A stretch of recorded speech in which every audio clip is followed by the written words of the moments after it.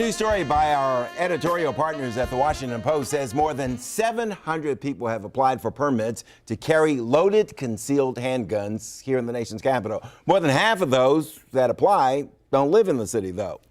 The permits are the first to be approved since the U.S. Court of Appeals struck down part of the city's tough gun control law. Before October, residents were required to show good reason to carry a firearm outside the home. But now that it's a little easier to get a permit, the number of applicants has been soaring. Tim Young, one of our regular panelists here on Off Script, he's a reporter with the Washington Examiner.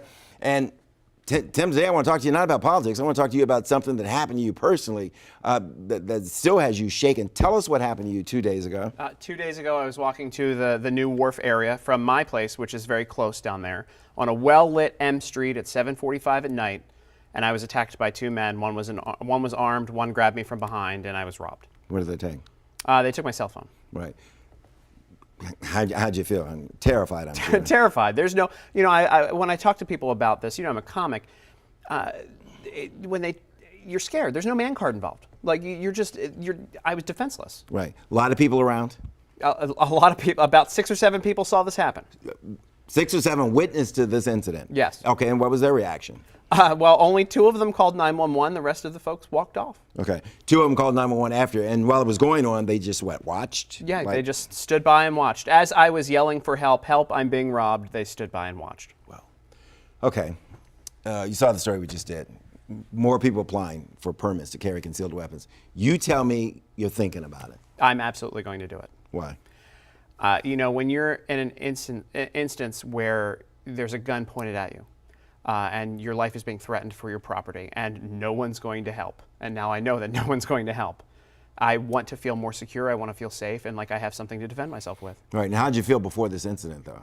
I think I took my freedom for granted. I think I took for granted. I grew up in Southwest Baltimore. I've been in some bad places in my life, and nothing had ever happened to me. And I took that for granted, thinking that it would continue to go that way. Yeah, I don't think she would mind me bringing this up. D.C. Congressional Delegate Eleanor Holmes Norton was in here, and she says to you and says to me, make sure I ask you, what would you have done if you had a concealed weapon at the time of this holdup?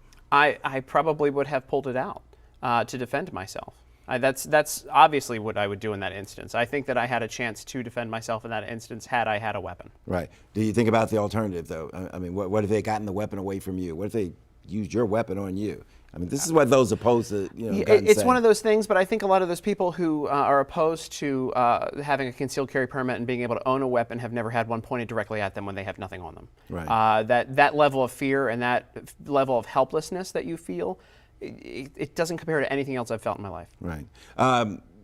Do you plan to undergo training on how to use a weapon? Absolutely. I mean, to make sure you know what you're doing? Absolutely. And I follow all of the laws with it. I know that the concealed carry handgun permit here in town is one of the hardest to get in the country, even though they've just been, they just opened it up, and that it's very strict in the requirements which you have to go through the training and things. And I would absolutely go through all of that, and I'll be an expert by the time I get it. Yeah. Do you have any thoughts on the fact that most of the people that are applying for these concealed permits don't even live in the district? These are people, Virginia, Maryland, they want to be able to come into the city, but with their weapons. It's going to be an interesting reciprocity issue, I think, at some point, where the higher level court's going to have to either accept out-of-state gun permits or then issue them to people who are from out of state. But I think right now it's more of a novelty issue for people from out of state to get that permit here. Try this. I'm from Kentucky. I'm not afraid of guns. I've fired guns. I've had guns. Don't have one now. But my concern are people who are not trained to use a weapon. You're in a restaurant, something breaks loose, and some guy decides he's going to take matters, into his hands, and maybe he doesn't have the training.